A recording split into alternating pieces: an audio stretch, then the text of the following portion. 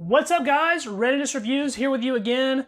We're doing another military ration review today. We're going to be checking out a US MRE. This is menu number 20, hash brown potatoes with a relatively recent date of 2018. This ration was actually sent to me a while back by fellow YouTuber History Saver 1941. I won a contest on his channel, and this was one of the items he sent to me along with several other really cool historical items. And I think it's about time we get around to reviewing it. If you want to check out History Saver's channel, I will link it down in the description. He's actually in the process of doing another giveaway right now. He's trying to hit 1,000 subscribers. So go over to his channel and show him some love, and maybe you'll win one of his giveaways. So this is hash brown potatoes with bacon, peppers, and onions. Hash brown potatoes took the place of pork sausage with gravy at menu number 20 in 2015. It only got the full name with peppers and onions in 2017. So this is still a relatively new menu. Let's open this up and see what's inside.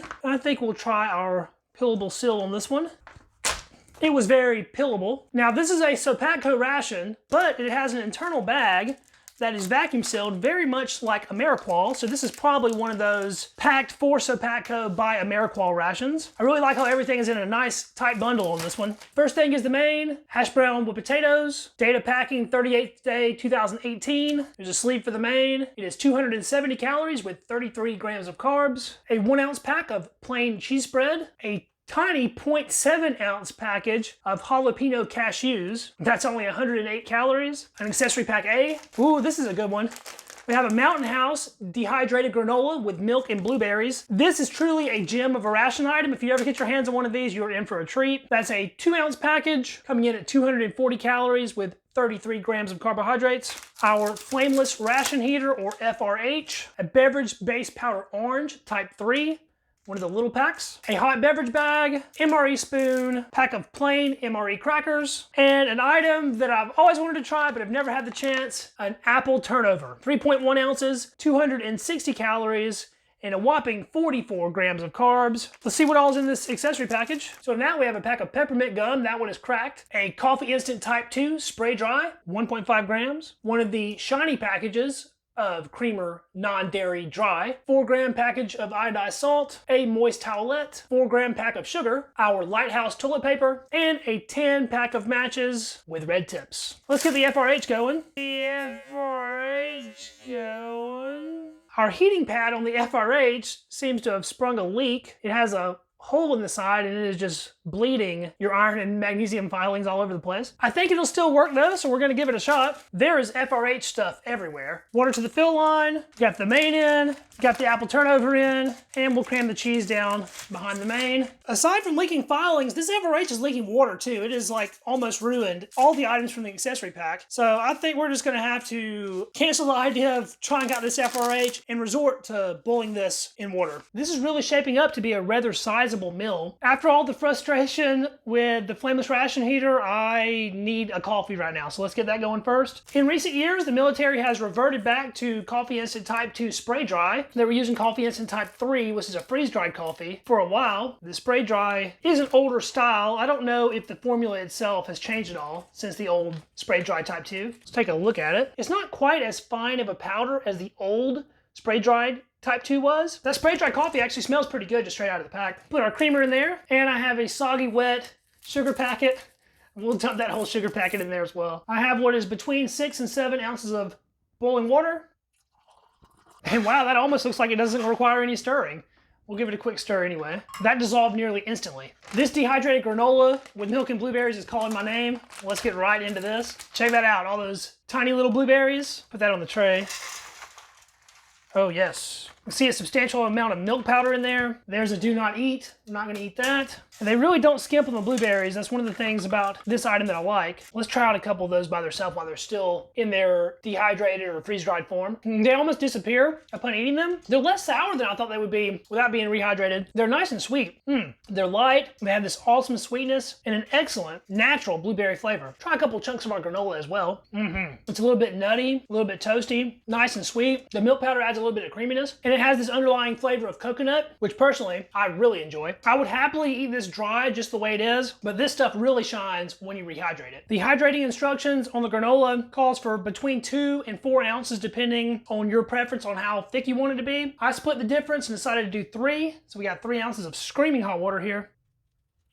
Instantly, the water starts turning a nice purpley blue color. I don't want it to be soupy, so I'm going to cut that about 1 ounce shy. I think about 2 ounces is the way to go. Let's get a sip of our spray dry coffee instant type 2. Oh man, now that is some seriously good ration coffee. It has the perfect bitterness. The acidity level is actually low for spray dry. The sugar and the cream rounds it out perfectly. It is just so drinkable. Besides some good taster's choice, this might be the best coffee that they've had in US MREs to date. It's got sort of a medium roast kind of thing going on. One more little sip of that, and that is how you start a mill. Let's get these cashews open. Tear a notch in the corner. These were tightly vacuum sealed. Those smell really good. They have a sharp jalapeno aroma going on. Put those on the tray. So they're sort of dusted with that jalapeno flavoring. Oddly enough, I'm mildly allergic to cashews. I can ingest them perfectly fine, but I have a topical allergy. So if I like rub cashews on my face or on my skin, I'll get a little rash where they were, but I can eat them without any problems. So we'll get a nice handful of those. Check those out, all dusted with that salty jalapeno goodness. They are perfectly fresh. Even though I'm allergic to cashews, I absolutely love them. They're just so rich and creamy as far as the nut goes. The jalapeno flavoring is absolutely perfect. It's not overly spicy, but it does add a good little blast of heat. And you can certainly taste the jalapeno pepper flavor in this. One more bite of those. Well, those are good, but I'm thirsty again. So let's get our beverage-based powder orange going. These little packets are designed to be used in a 20-ounce bottle of water, so it'll be a little bit strong. I'm okay with that though. We'll add all that powder. Reseal the cap and give it a quick shake. I guess that's about the closest approximation you're going to get to orange juice in the field. And this has a very tang-like aroma. Give it a taste. So it has a little bit of that artificial sweetener sharpness, but it's not too bad. The artificial orange flavor is fairly mild. I'm not a big artificial orange fan, but this isn't too bad, and it is nice and refreshing. All right, our granola has had plenty of time to completely thicken up. It is looking dang good and has thoroughly colored that water a nice purple tinge. Get a big spoon with lots of berries and granola and give that a taste. I'm telling you guys, this is one of the best tasting items that you will run across in a modern MRE. I mean, Mountain House stuff is always good anyway. The ratio of granola to berries in this is outstanding. And this stuff is so good. You gotta like coconut though, because the main flavoring in this, besides the blueberries themselves, is coconut. Rehydrated like that, the milk powder just becomes super creamy. It has the perfect amount of sweetness, and the berries add just a little bit of tanginess to balance it all out. I could eat this stuff every day. But I really just sat here and finished this whole compartment. Good stuff. In classic fashion, I dug into the main without hitting play on the camera. Sorry about that, guys. So let's rewind a little bit. I've already experienced this, but of course you haven't experienced me experiencing yet. So let's go back to the beginning. I dumped it all out in the tray. We poked around on it a little bit. So what we're looking at here is these soft hash browns. I wouldn't really consider these hash browns as much as just boiled potato sticks, kind of. It has all these awesome chunks of bacon all throughout it. And then we have little bits of green pepper and little pieces of onion in there. Let's dig in here and get another big spoonful of it. So there's an up close look. It's sort of saucy. I think the name is a little bit of a misnomer. I mean, it's probably the best thing you can call it, hash browns. But in my mind, this is not really hash browns. I would call it more like a potato hash. It doesn't really matter because this stuff is excellent. Let's go in for that bite. The sodium level is perfect. It's nice and smoky due to the bacon. The bacon itself has a really nice little chew. The potatoes are really soft and sort of mush up easily. The peppers and onions are in the background. They add just this little extra something to it that it doesn't seem like it would be complete without. But the main flavor on this dish is gonna come from this bacon that adds a nice, salty, smoky meatiness. I have a little bit here that I've mixed in with some of our plain cheese spread. Now I have not tasted this yet, so this one will be a new experience. Potatoes and cheese go together splendidly, and you really can't go wrong adding cheese to basically anything, in my opinion, so I mean, this can't be bad, right? This is basically a deconstructed loaded baked potato. There are some big chunks of bacon in this bite too. Let's go in for that.